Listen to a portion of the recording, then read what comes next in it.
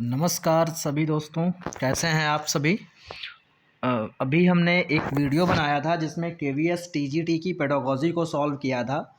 ये 2018 में जो क्वेश्चन पेपर आया था, क्योंकि 2018 में ही लास्ट केवीएस ने एग्ज़ाम कंडक्ट कराया है। तो मेरा मोटो ये है कि बहुत सारे कैंडिडेट्स ऐसे हैं जो प्रीवियस ईयर के क्वेश्चन पेपर मांग रहे हैं। और जैसे कि मैंने बहुत से लोगों को सजेस्ट भी किया है कि अगर आपको पार्ट ए की प्रिपरेशन करनी है, जिसमें कि जनरल जो पेपर है, सारी चीज़ें जिसमें आने वाली हैं, तो उसके लिए आप मार्केट में अगर प्रीवियस ईयर के पेपर आपको मिलते हैं तो वो ले लीजिए, काफ़ी हेल्पफुल रहेंगे। लेकिन कई कॉल्स मेरे पास आए तो उसमें लोगों ने कहा कि सर ये मार्केट में अवेलेबल ही नहीं है और नहीं मिल पा रहे हैं। तो ये एक टीजीटी का पेपर मुझे मिला, उसमें पेडागोजी के जो 40 क्वेश्चंस आए थे उनको हम कर रहे हैं। तो हमने एक पार्ट में पार्ट 1 बनाया था जिसमें 20 क्वेश्चन को किया था।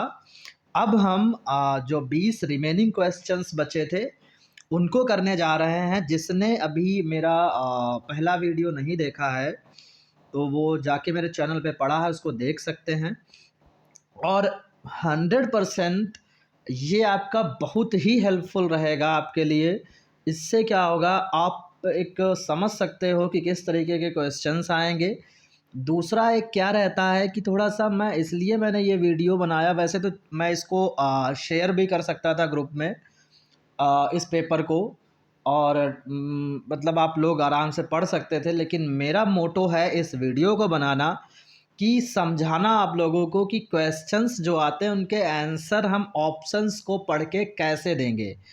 मीन्स बहुत सारी चीज़ें ऐसी होती जो मान लो हमने थ्योरेटिकल ना पढ़ी हों। अब थ्योरेटिकल हमने नहीं पढ़ा है और फिर भी हम अपनी अंडरस्टैंडिंग बेस पर उन क्वेश्चंस को आसानी से कर सकेंगे। अब कुछ चीज़ें होती हैं जो मतलब वही 6 से 7 या 8 क्वेश्चंस रटने वाले आते हैं। बाकी जितने आएँगे, मतलब 90% जो क्वेश्चन आते हैं वो हमारी समझ से आते हैं। अगर हमारे अंदर बेटर अंडरस्टैंडिंग है, थोड़ा-सा हम अपने दिमाग का यूज़ करते हैं और कुछ चीज़ों को ध्यान में रखते हैं। जैसे कि जब पेडागोजी की बात होती है तो जैसा कि एक टीचर एक छात्र को पढ़ाता है, तो उस समय कौन-कौन सी चीज़ें हमारे लिए ज़्यादा ज़रूरी हैं, जिन पे ध्यान रखना चाहिए, जिनको हमें कंसीडर करके चलना चाहिए। तो उस हिसाब से उन चीज़ों को अगर आप ध्यान में रखेंगे, एजुकेशन सिस्टम को ध्यान में रखेंगे, तो ये पेपर आपका आसान हो जाता है। ये पार्ट आप आसानी से कर सकते हैं। तो जैसा कि हम सभी को पता, मैं बार-बार इस चीज़ को रिपीट कर रहा हूँ, हमारा जो एजुकेशन सिस्टम है वो चाइल्ड सेंटर्ड एजुकेशन सिस्टम है, जहाँ पर चाइल्ड हमारे लिए एक भगवान के रूप में होता है। मतलब उसको हमें क्या करना है कि उसको उसके तरीक़ों से उसको फ्रीडम दे कर के, उसको ज़्यादा से ज़्यादा अवसर प्रदान करके, उसको ऐसा माहौल देना है जहाँ पे वो क्रिएटिव रहे, जहाँ पर उसका सहयोग की भावना हो, जहाँ पर वो अपने चीज़ों को खुद डेवलप करे। तो ऐसी बातें जहाँ पर भी आएँ वो बिल्कुल सही होती हैं, उनको दिमाग में लेकर हमें चलना है। तो जैसा कि हमने 130 क्वेश्चन तक यहाँ तक किया था, जो 20 क्वेश्चंस थे ये। अब 20 बचे हैं, चलो उनको करते हैं, देखते हैं कि कैसे क्या किया जाएगा। जैसे कि आपके सामने क्वेश्चन नंबर 131 है, मतलब 130 तक हमने करा दिए हैं पिछले, मतलब 20 क्वेश्चंस थे जो नंबरिंग की मैं बात कर रहा हूँ। तो यहाँ पर इसको करते हैं, देखिए इसको पढ़िए ज़रा क्या लिखा है। इसमें लिखा है, पाठ योजना के अनुसार पढ़ाते समय आमतौर पर अध्यापक किसे कम महत्व देते हैं। इंग्लिश में पढ़ेंगे, while teaching as per a lesson plan.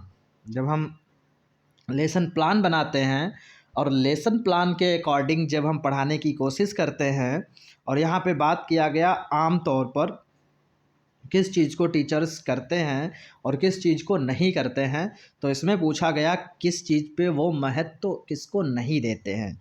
तो यहाँ पूछा गया, while teaching as per a lesson plan generally teachers give least weightage to. Teachers किसे सबसे कम वेटेज देते हैं, ठीक है। तो यहाँ पे ऑप्शंस आप पढ़िए एक बार। पूर्ववर्ती ज्ञान की जांच मतलब टेस्टिंग प्रीवियस नॉलेज। दूसरा है प्रेरणात्मक प्रश्न मतलब मोटिवेटरी क्वेश्चंस। तीसरा है प्रस्तुतिकरण मीन्स प्रेजेंटेशन। चौथा है ब्लैक बोर्ड लेखन तो ब्लैक बोर्ड राइटिंग। अब अगर बात करी जाए एक टीचर चाहे वो ट्रेंड हो चाहे अनट्रेंड हो, अगर वो ट्रेंड है, चीज़ों को सही से समझता है तो वो सही से चीज़ों को लेके चलता है, उसको ट्रिक्स एंड टैक्टिक्स पता होती हैं कि कैसे हमें अपने क्लासरूम में बच्चों को सिखाना है। लेकिन जनरली जो टीचर्स होते हैं वो सारे क्या करते हैं, प्रस्तुतिकरण भी करते हैं, मतलब जो भी उनके पास कंटेंट है उसको रिप्रेजेंट करना, चाहे वो लेक्चर मेथड से हो चाहे वो डिमॉन्स्ट्रेशन मेथड हो, मतलब चाहे जो भी हो वो उसका रिप्रेजेंटेशन ज़रूर करते हैं, उसको मतलब पढ़ाते हैं, बोलते हैं, बच्चों के सामने रखते हैं। ब्लैक बोर्ड लेखन का भी वो यूज करते हैं, मतलब ब्लैक बोर्ड है तो उस पर कुछ ना कुछ तो लिखेंगे ही वो, और बीच बीच में प्रेरणात्मक प्रश्न भी करते हैं, क्वेश्चनिंग भी करते रहते हैं।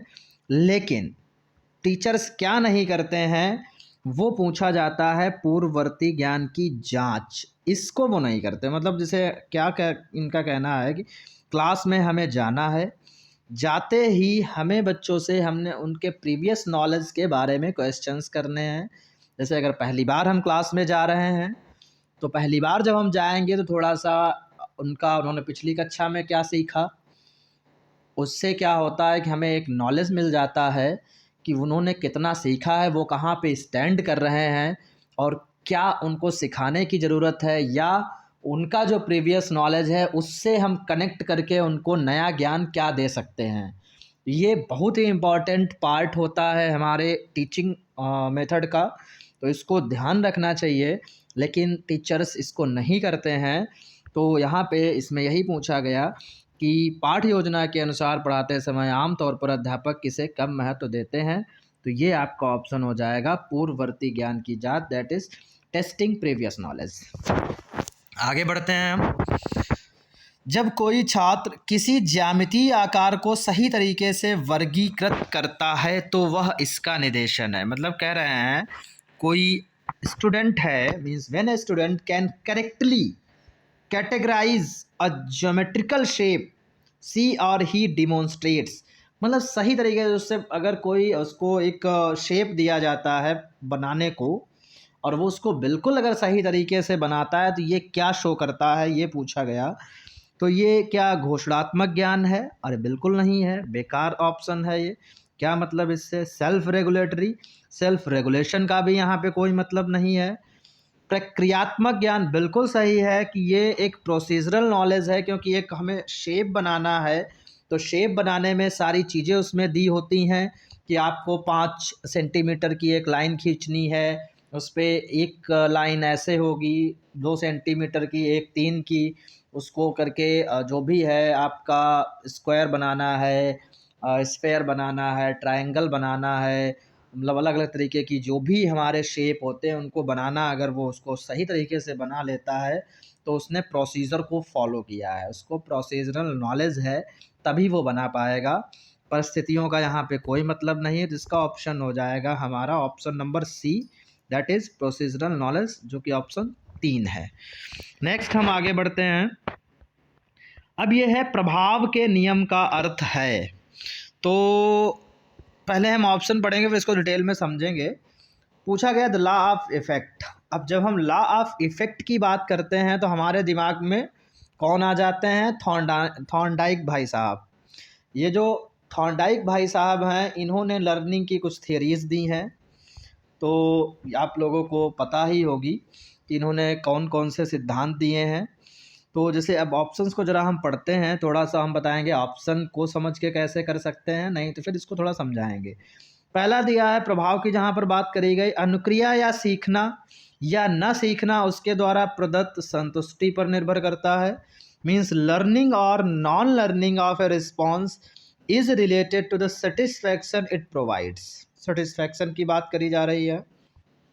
तो प्रभाव का नियम कहता है कि हमारे ऊपर जिस चीज़ का प्रभाव पड़ता है, प्रभाव का मतलब अगर हम किसी चीज़ से सेटिस्फाइड हैं, अगर वो अच्छा प्रभाव डाल रहा है और हम सेटिस्फाइड हैं, संतोषजनक हमें उसका रिस्पॉन्स मिल रहा है, तो हम उसको सीखते हैं। और अगर उसका नेगेटिव इम्पैक्ट पड़ रहा है, हम सेटिस्फाइड नहीं हैं, तो हम नहीं सीखते हैं। प्रभाव का नियम यही कहता है, जो कि थॉर्नडाइक भाई साहब भी यही कहते हैं। फिर बाकी के ऑप्शन जो नहीं होंगे, लेकिन फिर भी हम एक बार पढ़ते हैं उनको। सही अनुक्रिया के लिए बाहरी पुरस्कार दिया जाए। अधिगम के लिए शिक्षार्थी के पास प्रेरणा और स्पष्ट रूप से पहचाना गया लक्ष्य हो। गलत अनुक्रिया के लिए बाह्य दंड दिया जाए। तो ये तीनों नहीं होंगे, क्योंकि प्रभाव का नियम सीधे सीधे संतुष्टि की बात करता है। अब इससे रिलेटेड हम आपको एक स्लाइड दिखा रहे हैं, जो कि वेट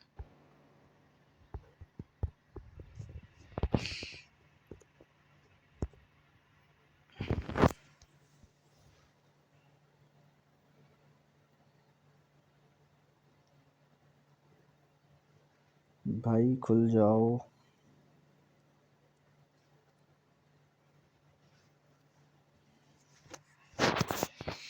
देखिए ये आप लोगों के सामने है। यहाँ पे थॉर्नडाइक के कुछ नियम दिए गए हैं। तो सबसे पहले जब हम लर्निंग की बात करते हैं तो इन्हीं को पढ़ते हैं। तो यहाँ पे इन्होंने दिया है कि इनके प्राइमरी लॉज, एक है लॉ ऑफ रेडीनेस, एक है लॉ ऑफ एक्सरसाइज, एक है लॉ ऑफ इफेक्ट। ये हैं प्राइमरी। ये हैं सेकेंडरी लॉज इनके। Law of multiple response, law of mental set, law of partial activity, law of similarity और एनालॉजी।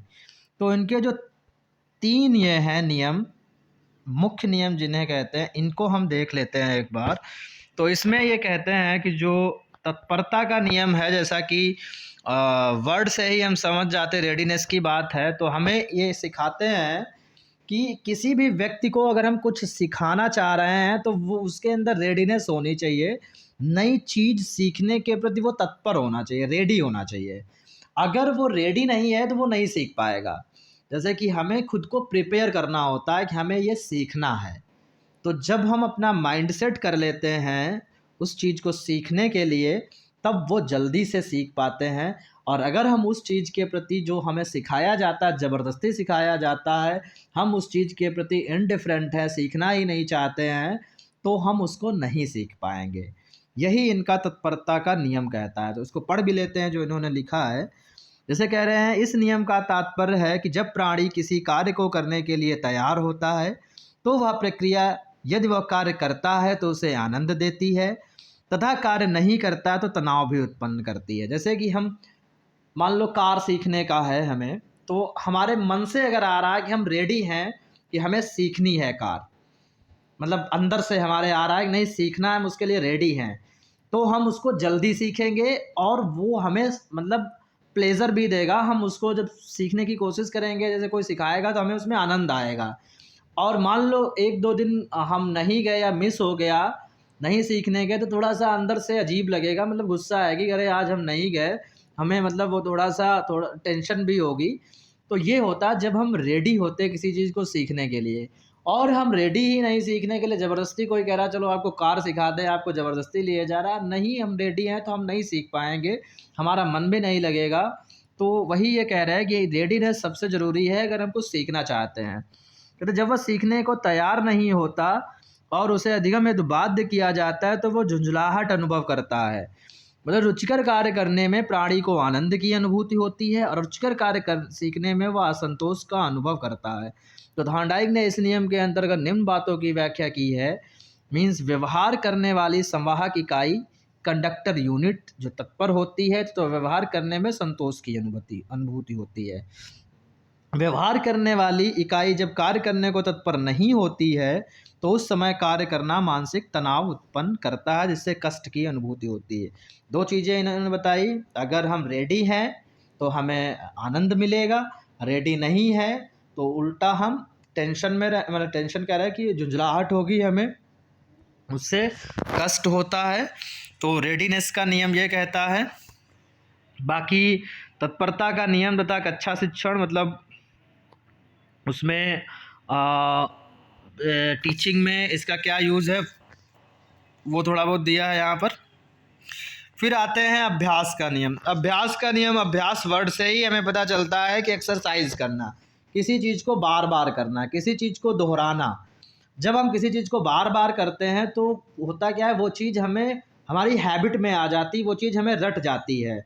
इसीलिए कहा जाता है कि अभ्यास का नियम भी बहुत ज़रूरी है सीखने के लिए, कि यह नियम इस तथ्य पर आधारित है कि अभ्यास से व्यक्ति में पूर्णता आ जाती है।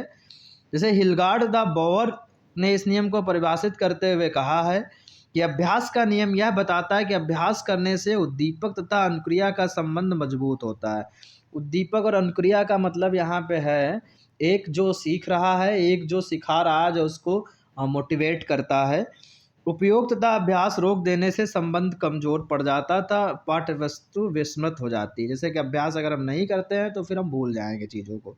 जैसे कि बार बार के अभ्यास से मांसपेशियों तथा मस्तिष्क के स्नायु तंत्र उस क्रिया को करने के अभ्यस्त हो जाते हैं और प्राणी उस क्रिया की पुनरावृत्ति यंत्रवत करने लगता है। मतलब जैसे कि इन्होंने दोहा भी दिया है रहीम दास जी का, करत करत अभ्यास ते जड़मत हो सुजान, रसरी यावत जात ते सिल पर परत निशान। मतलब अभ्यास करने से, अगर आप किसी चीज़ पे अभ्यास कर रहे हो तो पत्थर भी पिघल जाता है। जैसे कि इन्होंने कहा, जिस प्रकार कठोर कुएं की जगत पर बार बार आने जाने से कमज़ोर रस्सी भी उस पर निशान रूपी गड्ढा कर देती है, ठीक उसी प्रकार किसी कार्य का बार बार अभ्यास करने से हमारी बुद्धि में परिपक्वता व दृढ़ता आती है। ठीक है, तो इसमें दो चीज़ें हैं अभ्यास के लिए। वही, अगर बार बार किसी चीज़ को हम करते हैं तो उससे भी वो चीज़ हमारी मजबूत होती है और टिकाऊ रहती है, मतलब ज़्यादा दिनों तक बनी रहती है। फिर इसमें क्या है, उपयोग का नियम, इसमें अनुप्रयोग का नियम इसी अभ्यास में आते हैं। मतलब अगर जो हमने नॉलेज सीखा उसका यूज़ कर रहे हैं तो वो बना रहेगा, और अगर उसका यूज़ नहीं कर रहे हैं तो वो फिर भूल जाएंगे हम। जैसे यही नियम इस बात पर बल देता है, मनुष्य जिस कार्य को बार बार दोहराता है उसे शीघ्र ही सीख जाता है। और अनुपयोग का नियम कहता है, जिस विषय को दोहराना बंद कर देते हैं उसे धीरे धीरे भूलते चले जाते हैं। तो ये है आपका अभ्यास का नियम। ये टीचिंग में इसका कुछ इम्प्लीकेशन दिया है। फिर अब ये आता जो पूछा गया आपका प्रभाविता या प्रभाव का नियम, ये पूछा गया है। तो इसमें देखेंगे, थार्नडाइक के सिद्धांत का यह सबसे महत्वपूर्ण नियम है। इस नियम को संतोष और असंतोष भी कहा जाता है। यही पूछा गया, उसमें सेटिस्फैक्ट्री वर्ड यूज किया गया है कि अगर वो सेटिस्फाइड होता है तो पहले ही ऑप्शन में सेटिस्फैक्ट्री की बात, सेटिस्फैक्शन की बात करी गई, संतुष्टि की बात करी गई है, और इसको संतोष और असंतोष का नियम कहते हैं, इसलिए यही ऑप्शन हो जाएगा। आगे चाहे तो पढ़ भी सकते हैं हम। थार्नडाइक के अनुसार जिन कार्यों को करने से व्यक्ति को संतोष मिलता है उसे वह बार बार करता है, जिन कार्यों से असंतोष मिलता है उन्हें वह नहीं करता है। संतोषप्रद परिणाम व्यक्ति के लिए शक्तिवर्धक होते हैं और कष्टदायक व असंतोषप्रद परिणाम या स्थिति प्रतिक्रिया के बंधन को निर्बल बना देते हैं। मतलब वही है कि जिससे हमें सेटिस्फैक्शन मिलता है उसको हम बार बार करते हैं, और जिससे सेटिस्फैक्शन हमें नहीं मिलता है उसको हम छोड़ देते हैं। इसी की बात इन्होंने करी है। ठीक है, तो इसमें आपके क्वेश्चन में यही पूछा भी गया था कि आपका प्रभाव का नियम क्या कहलाता है, क्या कहता है। तो इसका पहला ही ऑप्शन है जो कि यहाँ पे बिल्कुल फिट बैठता है, ये है आपका क्वेश्चन, प्रभाव के नियम का क्या अर्थ है। तो इसमें जैसा कि यूज किया गया है, अनुक्रिया या सीखना या न सीखना उसके द्वारा प्रदत्त संतुष्टि पर निर्भर करता है। अगर हमें संतोष मिल रहा है तो हम सीखेंगे, संतोष नहीं मिल रहा है तो हम नहीं सीखेंगे। तो इसका ऑप्शन ए हो जाता है। फिर आगे जो है इसमें है नेक्स्ट, स्वक्षमता की कम समझ वाले छात्र अपने खराब प्रदर्शन का कारण किसे कहते हैं। जैसे किसी में सेल्फ इफिकेसी नहीं है, स्वक्षमता मतलब अपनी, उनके अंदर की क्षमता क्या है उसको वो नहीं समझ पा रहे हैं और बार बार अपने उनका प्रदर्शन खराब हो रहा है, तो वो क्या कारण बताएंगे। तो वो सिर्फ क्योंकि उन्हें उसका अंदाज़ा ही नहीं है तो वो अपनी क्षमता की कमी को ही बताते हैं कि उनके अंदर कैपेसिटी नहीं है, क्योंकि उसको वो समझ ही नहीं है उनकी कैपेसिटी की। तो वो इसी चीज़ को बताएंगे, प्रयास की कमी कभी नहीं बताएंगे, निर्देशों को गलत समझना नहीं बताएंगे, पढ़ने का प्रयास न करना नहीं बताएंगे। तो ये जो है निगेटिव सारे ऑप्शंस हैं। क्षमता की कमी, यहाँ की स्व क्षमता से बात हो रही तो पहला ऑप्शन हो जाएगा। फिर आगे हम बात कर रहे हैं, ये इम्पॉर्टेंट है आपका, विशेष शिक्षा के लिए प्रशिक्षण कोर्स को किसके द्वारा विनियमित किया जाता है। मतलब स्पेशल एजुकेशन की बात हो रही है। तो स्पेशल एजुकेशन जो रेगुलेट करी जाती है वो है फोर्थ ऑप्शन आपका, भारतीय पुनर्वास परिषद, इसको हम आपको दिखा रहे हैं एक स्लाइड के थ्रू कि ये जो है आपका ये है रिहैबिलिटेशन काउंसिल ऑफ इंडिया। इसका थोड़ा सा आप पढ़ लीजिएगा। ये लिखा है the rehabilitation council of India is the apex government body set up under an act of parliament to regulate training programs and courses targeted at disabled, disadvantaged and special education। मतलब स्पेशल एजुकेशन यहाँ पे ये जो है word आया है, मतलब ये जो विशेष शिक्षा की बात करते हैं तो ये स्पेशल एजुकेशन जो डिप्रीव्ड, जो डिसेबल्ड होते हैं उनको समाहित करने की बात होती है इसमें। तो requirement communities, it is the only statutory council in India that is required to maintain the central rehabilitation register, which mainly documents details of all qualified professionals who operate and deliver training and educational programs for targeted communities। तो ये है in the year 2000 the rehabilitation council of India act 2000 was introduce and notified consequently by the government of India. तो ये हमें याद रखना थोड़ा सा कि इसको 2000 में इंट्रोड्यूस किया गया था, ठीक है। तो ये स्टैच्यूटरी बॉडी है हमारी। The amendment broad definitions and discussion provided within the earlier rehabilitation council of India act 1992। Act कौन सा है? 1992 वाला। और ये है किसके लिए? Under the ambit of a larger act namely persons with disability, equal opportunities, protection of rights and full participation act 1995। ठीक है, तो ये जो है होता है हमारा किसके लिए? जो हमारे स्पेशल एजुकेशन की ये बात करते हैं। नेक्स्ट जो है हमारा क्वेश्चन हम देखते हैं।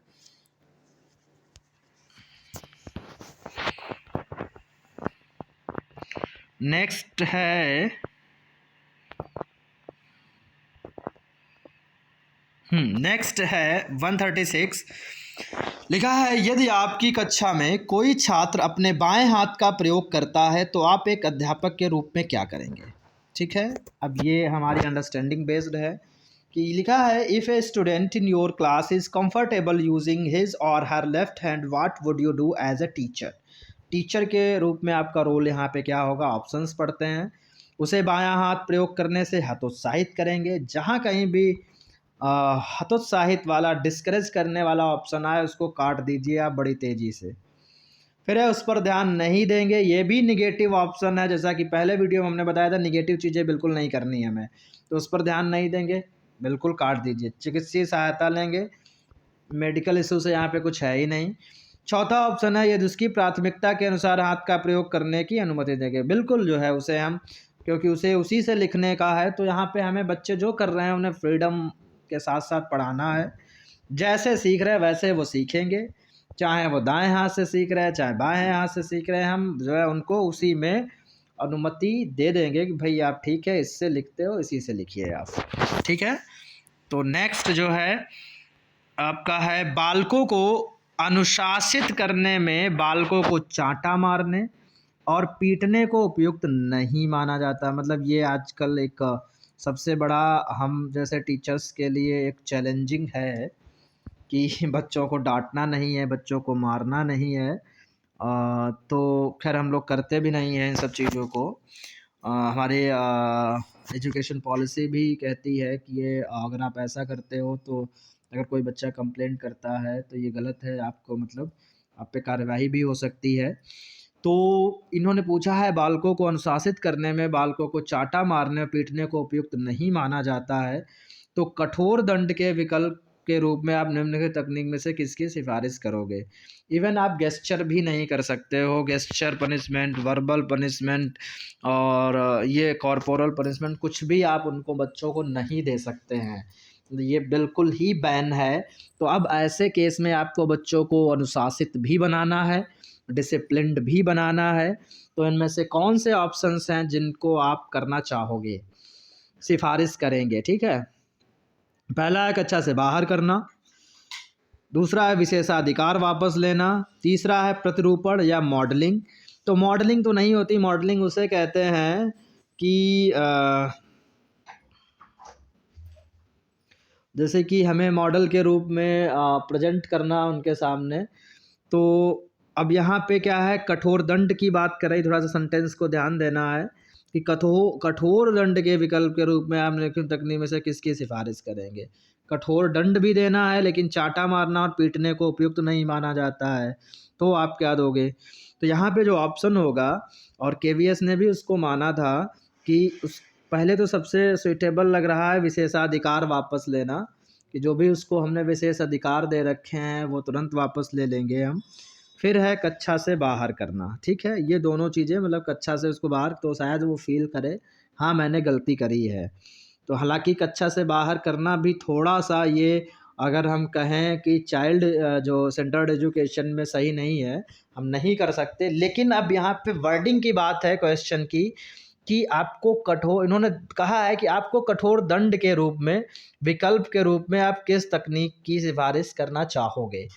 तो उस केस में ये हो जाता है हमारा कि कक्षा से बाहर करना और विशेषाधिकार वापस लेना। तो ऑप्शन थर्ड हो जाएगा 1 और 2। नेक्स्ट आगे बढ़ते हैं। एक अध्यापक इस आशा से एक स्वीकार्य तरीके से व्यवहार करने का सचेतन प्रयास करता है कि उसके छात्र भी इसी तरह का व्यवहार करेंगे। निम्नलिखित में से कौन सा सिद्धांत अध्यापक के व्यवहार को स्पष्ट करता है। मतलब एक टीचर है, a teacher makes a conscious effort to behave in an acceptable manner with the expectation that the students will respond similarly।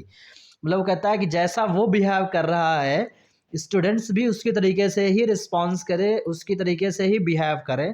तो जाहिर सी बात है, ये बड़ा आसान है कि हम सारे ही लोग रोल मॉडल होते हैं, जितने भी टीचर्स हैं वो बच्चों के लिए एक आदर्श के रूप में होते हैं, और बच्चे कॉपी भी करते हैं हम लोगों को। मतलब जैसे कि आप, हम ही लोग अगर खुद के बारे में सोचें तो बहुत सारे उसमें ऐसे टीचर्स होते थे जिनको अपना रोल मॉडल मानते थे कि अरे इनके तरीके से बनना है, इनकी हैबिट्स को हमें लेना है। तो ये सारी चीज़ें, क्योंकि वो एज ऐसी होती है, तो टीचर्स हमारे लिए मॉडल के रूप में काम करते हैं। तो यहाँ पे क्या हो जाएगा, मॉडलिंग हो जाएगा। ऑप्शन नंबर 2 सही है। तो वो मॉडलिंग कर रहे हैं, उनको अपने जैसा बनाने की कोशिश करते हैं। नेक्स्ट क्वेश्चन है, सूचना और संचार प्रौद्योगिकी का भारतीय ग्रामीण विद्यालयों में अधिक उपयोग नहीं हो सकता है। मतलब क्वेश्चन है आपका, इंग्लिश में पढ़ते हैं, the information and communication technology, जिसे आईसीटी बोला जाता है, has not been able to gain momentum in Indian rural schools because. इन्होंने रीज़न मांगा है कि रूरल स्कूल्स में इसको इम्प्लीमेंट नहीं किया जा सकता, या क्या उसका कारण है, क्यों यूज नहीं किया जा सकता इसका। पहला है, ग्रामीण क्षेत्रों में अधिकांश समय बिजली नहीं होती है। तो सरकार की तो बुराई हम कर नहीं सकते, हम तो यही कहेंगे कि बिजली 24 घंटे आती है।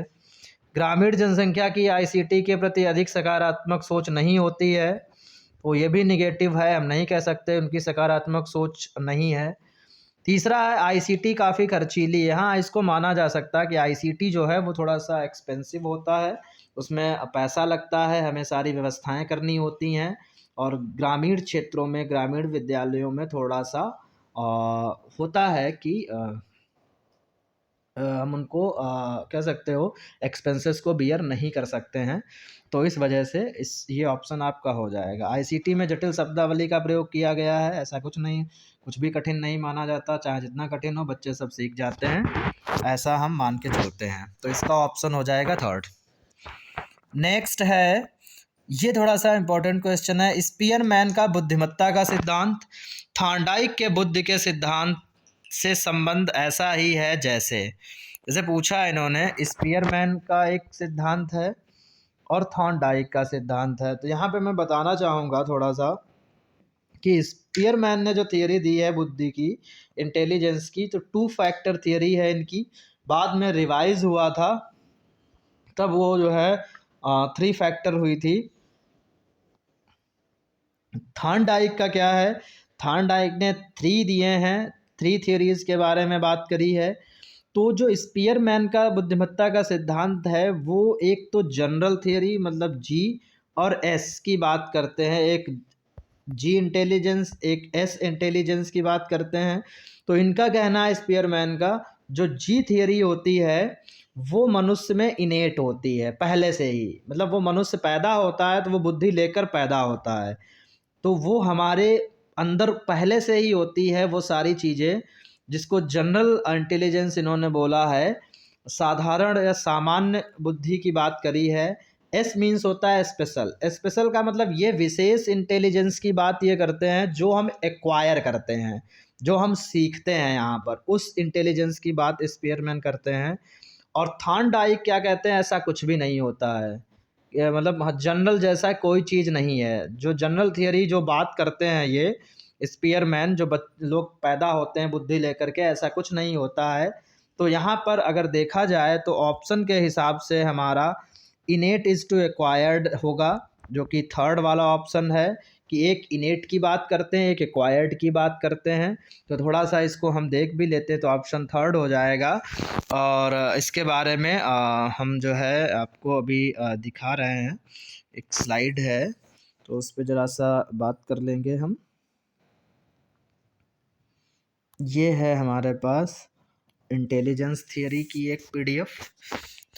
तो जैसा कि आप लोगों के सामने ये दिख रहा है, इसमें थियरी इंटेलिजेंस थियरी की बात करी गई है। तो एक खंड का सिद्धांत जिसको unifactor theory, two factor theory, three factor theory, multi factor theory and quantity theory. तो जैसा कि unifactor theory Binet Terman and Stern ने दी है, ठीक है। इन्होंने कहा है कि एक ही बुद्धि होती है जिसको विभाजित नहीं किया जा सकता। फिर टू फैक्टर थियरी जो कि स्पीयरमैन ने दी है, इसी की बात करी जा रही है यहाँ पर।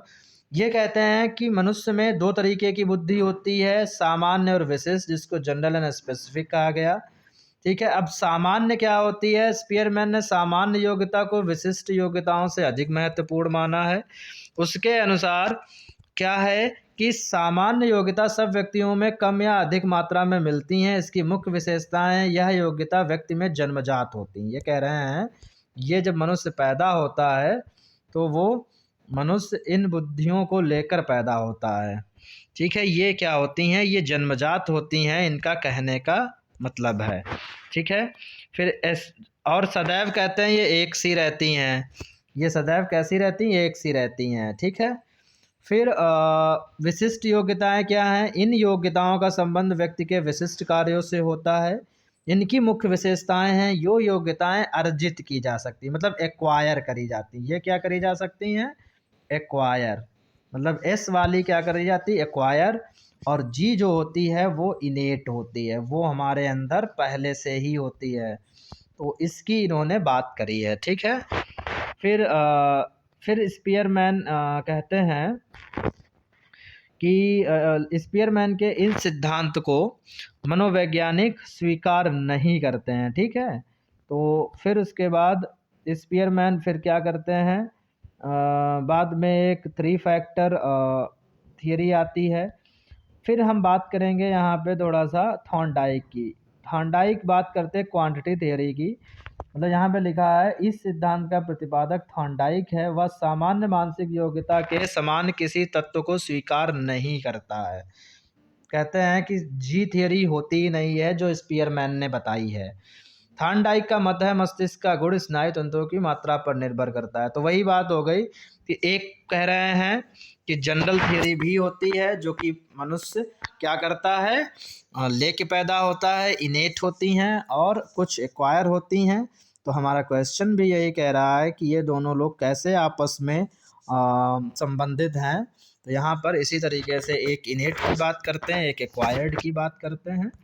तो हमारा ऑप्शन सी जो था इसमें वो हो जाएगा सही, ठीक है।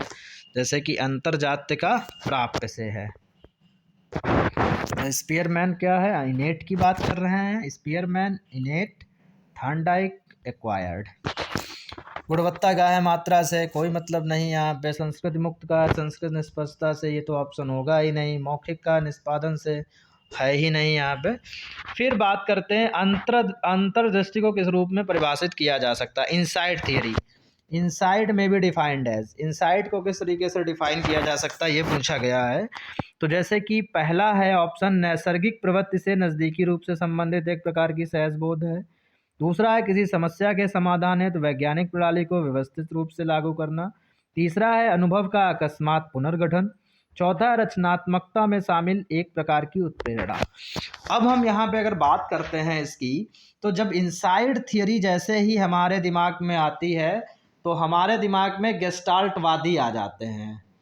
और कौन आ जाते हैं? कोहलर आ जाते हैं। कोहलर जिसने वनमानुष पे एक प्रयोग किया था, तो ये लोग हमारे दिमाग में आते हैं। इनसाइड थियरी गेस्टाल्टवादियों ने दी थी। गेस्टाल्टिस्ट थे जिनका मानना था मनुष्य जो है बुद्धि से सारे काम करता है, चाहे मतलब कि कौन सी समस्याएं हैं उनका समाधान वो ढूंढता है। तो जहाँ पर समस्या के समाधान की बात हो जाए वहाँ पे इनसाइड थियरी होती है। हम परिस्थितियों को समझते हैं। जैसे कि क्या प्रयोग किया गया था, सबको याद होगा जिसने भी साइको पढ़ी है, चाहे वो बीएड में चाहे वो बीटीसी में। तो इनसाइड थियरी में ये कहा गया है कि कोहलर क्या करता है, एक वनमानुष को बंद कर देता है एक पिंजड़े में। ऊपर कुछ केले लटके होते हैं, उसी में एक डंडा रखा होता है, या कुछ कहते हैं उसमें स्टूल रखे होते हैं, या कुछ कहते हैं उसमें ईंटें रखी होती। सबका अलग अलग मानना है। तो जो भी मानो कुल मिला के वहाँ पे सिचुएशन ये है, परिस्थिति ये है उसके सामने कि ऊपर खाने के लिए उसके पास केले हैं और वो केले खाना चाहता है। तो वो अपना दिमाग लगाता है, समस्या है उसकी भूख, समस्या का समाधान उसके सामने है, लेकिन उसको किया कैसे जाए इसके लिए वो अपने दिमाग का यूज करता है, अपने इंसाइट का यूज करता है, अपनी बुद्धि का यूज करता है। और उसको जिन्होंने कहा है वहाँ पे डंडा रखा था, बांस रखा था, तो उसको पकड़ के उसको उतारता है। कोई कहता है वहाँ पे स्टूल या इस तरीके से कोई चीज़ें रखी थी, तो उस पर चढ़ के वो जो है उतारता है। तो अलग अलग जो भी है कुल मिला के वो परिस्थिति का आकलन करता है और अपनी बुद्धि का प्रयोग करके उस समस्या का समाधान ढूंढता है और आखिरी में सक्सेस होता है। इनसाइड थियरी में यही है। तो यहाँ पे किसी समस्या के समाधान है तो वैज्ञानिक प्रणाली को व्यवस्थित रूप से लागू करना, वो इनसाइड थियरी की बात करता है। वही हमारी अंतर्दृष्टि होती है। ऑप्शन 3 हो जाएगा। अभी भी ना समझ में आया हो तो चलिए हम चलते हैं आपको ले स्लाइड की तरफ। तो जैसा कि यहाँ पर है इनसाइड थियरी,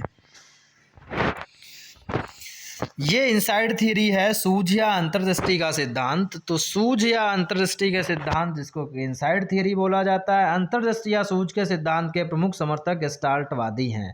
उनके मतानुसार व्यक्ति या प्राणी संबंध, प्रतिक्रिया तथा प्रयत्न और भूल से न सीखकर सूझ द्वारा सीखते हैं। मीन्स सर्वप्रथम प्राणी अपने आसपास की परिस्थिति के विभिन्न अंगों के पारस्परिक संबंधों की स्थापना करता है और संपूर्ण परिस्थिति को समझने का प्रयास करता है। तत्पश्चात उसके अनुसार अपनी प्रतिक्रिया करता है। अन्य शब्दों में सूझ द्वारा सीखने का तात्पर्य परिस्थिति को पूर्णतया समझकर सीखना है। सूझ अर्थात स्थिति का आकस्मिक, निश्चित और तत्काल ज्ञान है। ठीक है। जैसे सूझ द्वारा सीखने के सिद्धांत का प्रतिपादन करने के लिए कोहलर ने 6 मानुषों को एक कमरे में बंद कर दिया। कमरे की छत पर एक केलों का एक गुच्छा लटका दिया था। कमरे के कोने में एक बॉक्स रख दिया गया। समस्त वनमानुष केलों को प्राप्त करने का प्रयास करने लगे, परंतु उन्हें सफलता नहीं मिली। उनमें से एक सुल्तान नामक वनमानुष था। वह इधर उधर घूमकर बॉक्स के पास पहुंच गया। तत्पश्चात उसने बॉक्स को पकड़कर खींचा और उसे केलों के नीचे ले जाकर रख दिया और बॉक्स के ऊपर खड़े होकर केलों के गुच्छों को उतार कर खा लिया। सुल्तान के इस प्रकार केलों को प्राप्त करने से स्पष्ट हो जाता है कि उसमें अन्य वनमानुषों की अपेक्षा अधिक सूझ थी। तो समझ गए कि जो इसमें दिया है ये कि विभिन्न समस्याओं का हल भी सूझ के माध्यम से होता है। तो हमें और समस्या की ही बात करी गई उसमें कि अल्प स्थान में ही एक इंजीनियर भी अपनी सूझ से विशाल भवन निर्मित कर देता है। ठीक है। और इसी टेक्नोलॉजी की ही बात करी गई है इस क्वेश्चन के आंसर में, जैसा कि एक ऑप्शन भी है। तो इनसाइड थियरी का आप लोग समझ ही गए होंगे कि क्या आंसर होगा। ठीक है। फिर नेक्स्ट जो है हम बात करते हैं किसी समस्या का समाधान। ये हो गया था इनसाइड थियरी। इसका क्या ऑप्शन हो जाएगा? 2 means a systematic application of the scientific method to the solution to the of a problem. Next है एक चयन परीक्षा में विभिन्न बोर्डों से पास हुए छात्र भाग ले रहे हैं। उनके उपलब्ध अंकों की व्याख्या करने की सर्वोत्तम तकनीक क्या है? Means in a selection test pass out of different boards are competing, what is the best technique to interpret their scores on achievement. तो इसका जो होता है कि वो मतलब अलग अलग बोर्ड से हैं तो उनका हमें एक जनरल स्कोर निकालना पड़ता है, एक एवरेज स्कोर कह सकते हैं, तो उसको हम टी स्कोर कहते हैं। ये थोड़ा सा याद करने वाला है कि जैसे अलग अलग बोर्ड से, अलग अलग या यूनिवर्सिटी से या आजकल जैसे कि एग्ज़ाम ही होते हैं, अलग अलग पाली में होते हैं, अलग अलग शिफ्ट में एग्ज़ाम कराए जाते हैं, किसी का टफ आता है, किसी का इजी आता है, तो उसमें नॉर्मलाइजेशन प्रोसेस होता है। तो वो जो नॉर्मलाइजेशन प्रोसेस से जो एक स्कोर निकाला जाता है, तो वो उसे टी स्कोर कहते हैं। ठीक है, तो टी स्कोर इसका हो जाएगा सही ऑप्शन। फिर उसके बाद नेक्स्ट है आपका कि शिक्षा क्षेत्र की सहायता के लिए पहला उपग्रह, तो ये भी रटने वाला है। पहला उपग्रह जो छोड़ा गया था इजूसैट था शिक्षा के लिए, तो ये इजूसैट हो जाएगा, जो अभी हाल की खबर है। मतलब ये जो पेपर हुआ था और उसी के 1-2 साल पहले ही ये न्यूज़ में था, तो ये इजूसैट। अब यहाँ पे अगला क्वेश्चन है, शिक्षण की एक इकाई में होगा, जैसे एक यूनिट जो होती है, इसको पढ़ेंगे। A unit of teaching can have, एक जो यूनिट होती है उसमें क्या हो सकता है, केवल एक अध्याय, तो एक अध्याय तो नहीं होता है यूनिट में। केवल एक संकल्पना, मतलब वन कॉन्सेप्ट भी नहीं होता है। अनेक अध्याय, बिल्कुल, जैसे हम पढ़ाते भी हैं तो उसमें देखा होगा चैप्टर्स को यूनिट में डिवाइड करते हैं। मतलब यूनिट 1 उसमें 3-4 चैप्टर रख दिए, यूनिट 2 उसमें 3-4 रख दिए, यूनिट 3 ऐसे करके, तो उसमें मतलब एक यूनिट में अनेक अध्याय, अनेक चैप्टर्स आते हैं। ठीक है, तो इसका ऑप्शन सी हो जाएगा। नेक्स्ट है, एक डिजिटल परिवेश में कंप्यूटरीकरण, दूरसंचार और मीडिया को मिलाने को क्या कहते हैं। ठीक है, क्या करते हैं, combining computing, telecommunication and media in a digital atmosphere, इसको अभिसारिता बोला जाता है, कन्वर्जेंस। इंग्लिश से समझ जाएंगे, कन्वर्ज कर देना। ठीक है, कन्वर्जन क्या होता है, एक रूप में उसको लाना, तो वो अभिसारिता हो जाती है। फिर नेक्स्ट है, कई वर्षों में एकत्र किए गए मात्रात्मक गुणवत्तापरक आंकड़ों के आधार पर मूल्य निर्णयन अथवा महत्व आंकड़े की प्रक्रिया क्या कहलाती है। मतलब क्या है, यहाँ पे इंग्लिश में पढ़ लेंगे। What is the name of the process of making value judgement based on quantitative qualitative data collected over a period of time.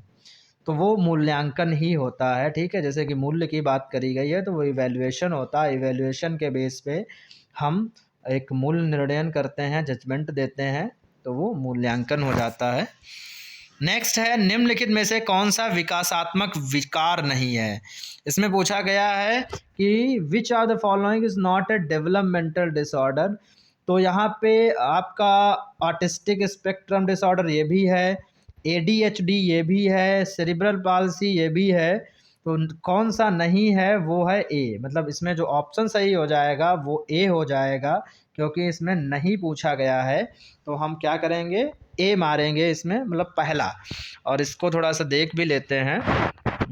ये जो है मैंने 1 मिनट,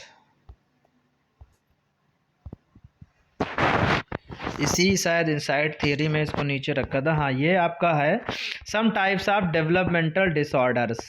तो ये आप लोग याद कर लीजिए, ये कुछ हैं डिसऑर्डर्स, जैसे ADHD है, ऑटिज्म स्पेक्ट्रम डिसऑर्डर है, सेरिब्रल पॉल्सी है, हियरिंग लॉस है, इंटेलेक्चुअल डिसेबिलिटी है, लर्निंग डिसेबिलिटी है, तो ये जो है विज़न इम्पेयरमेंट है। तो ये जो है आपके डेवलपमेंटल डिसऑर्डर होते हैं, और यही पूछा गया था। तो डिसलेक्सिया जो है वो नहीं होता है, वो क्या होता है, पठन विकार होता है हमारा। पढ़ने में हमें कुछ बच्चे होते हैं जिनको जो कुछ और ही लिखते पढ़ते हैं अलग तरीके से। हमारा पेपर कहाँ गया, यही पढ़ा था कहीं पे, ये है। ठीक है, 3-4 क्वेश्चन बचे हैं, चलो इनको भी कर लेते हैं।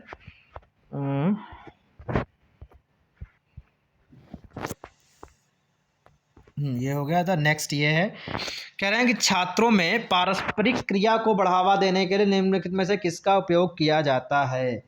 अब इंग्लिश में भी पढ़ लेंगे। Which one of the following is used to encourage students interaction. कभी कभी इंग्लिश पढ़ने से ज़्यादा सही है इंग्लिश पढ़ लिया करिए, क्योंकि उससे समझ में आ जाता है कि क्या पूछ रहा है। जहाँ पे इंटरेक्शन की बात करें तो इंटरेक्शन वर्बल ही होता है, तो यहाँ पे भाषा संबंधी खेल हो जाएगा। हमें लैंग्वेज गेम्स कराने हैं, उससे इंटरेक्शन ज़्यादा होगा बच्चों में। नेक्स्ट है, विशेष आवश्यकता वाले बच्चों को पढ़ाने की सबसे बेहतर कार्यनीति निम्नलिखित में से कौन सी है। मीन्स यहाँ पर स्पेशल एजुकेशन, स्पेशल नीड्स वाले बच्चों को कहा गया है। तो जैसा कि हम बार बार इस बात को कहते हैं कि हमें इन बच्चों को भी कोऑपरेटिव लर्निंग से ही पढ़ाना है, साथ में पढ़ाना है, समूह में पढ़ाना है। तो यहाँ पे कोई है ऐसा ऑप्शन, देखते हैं। चलिए 1 मिनट।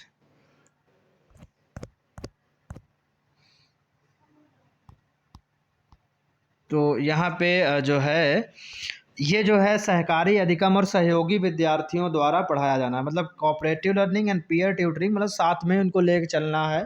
तो इस तरीके से उनको सबसे बेहतर विकल्प है ये। कक्षा में चर्चा करना जिसमें अधिकांश विद्यार्थियों शामिल किए गए हों, ऐसा ज़रूरी नहीं है। अध्यापक द्वारा प्रदर्शन जिसमें विद्यार्थियों को शामिल किया गया, ऐसा भी ज़रूरी नहीं है। शिक्षण के लिए क्षमता समूह बनाना, ऐसा भी नहीं। मतलब कोऑपरेटिव लर्निंग होनी चाहिए, तभी विशेष आवश्यकता वाले बच्चे अच्छे से सीखते हैं। नेक्स्ट और लास्ट आपका है इस पेपर का ये क्वेश्चन जो 2018 में पूछा गया था, वो है किसी छात्र की ज़रूरतों को समायोजित करने के लिए मूल्यांकन सामग्री, पाठ्यक्रम या कक्षा के वातावरण को समंजित करना ताकि वह उसमें भाग ले सके और शिक्षण अधिगम लक्ष्यों को प्राप्त कर सके कहलाता है। पूछा गया एडजस्टिंग असेसमेंट्स, एडजस्ट करने की बात करी गई है, ठीक है। मटेरियल्स, करिकुलम और classroom environment to accommodate a students need so that he can participate in and achieve the teaching learning goals is known as. इसमें भी जब हमने इंग्लिश पढ़ी तो हमें समझ में आ गया एडजस्टिंग की जहाँ पे बात होती है, एडाप्टेशन की बात होती है। अनुकूलन करना, एडाप्ट करना, चीज़ों को एडाप्ट, ढालना। तो यहाँ पे भी एडाप्टेशन की, और अगर हम मतलब ये है जनरल, हम ऑप्शन को पढ़ के समझ सकते हैं, ठीक है। क्योंकि एडजस्ट करना मतलब वातावरण को के हिसाब से अपने आप को, तो एडजस्ट की जहाँ पे बात आए तो एडाप्टेशन हो जाता है, अनुकूलन हो जाता है, चीज़ों को वैसे एडाप्ट कर लेना। मतलब यहाँ पे क्या है, ढालना, हमें उस हिसाब से ढाल लेना, तो उसका अनुकूलन होता है। ये था जनरल। बाकी समझना हो तो ये पियाजे की थियरी है, जिसमें पियाजे ने बात करी है एसिमिलेशन की, एडाप्टेशन की, इक्विलिब्रियम की, मॉडिफिकेशन की। तो अगर आपको पढ़ना है तो मैंने एक वीडियो बनाया है इस पे, जो पढ़ा होगा 1-2 साल पहले का पियाजे का, वो आप देख सकते हो। पियाजे बहुत पूछे जाते हैं, तो पियाजे को मैंने समझाया है, उस पर आप जाके चैनल पे जाएंगे तो मिल जाएगा वीडियो वहाँ से। तो ये थे क्वेश्चंस। तो लास्ट का इसमें ए हो जाता है। इसी के साथ हम अब जो है आते हैं पेडागोजी लेकर प्राइमरी की, या टीजीटी की थी 40 नंबर की, और इसी से मिलते जुलते क्वेश्चंस हमारे टीजीटी पीजीटी में आएंगे। तो आप लोगों के लिए बहुत ही ज़्यादा हेल्पफुल है, आप लोग देखिए इसे। और फिर नेक्स्ट वीडियो में मिलते हैं, तब तक के लिए नमस्कार।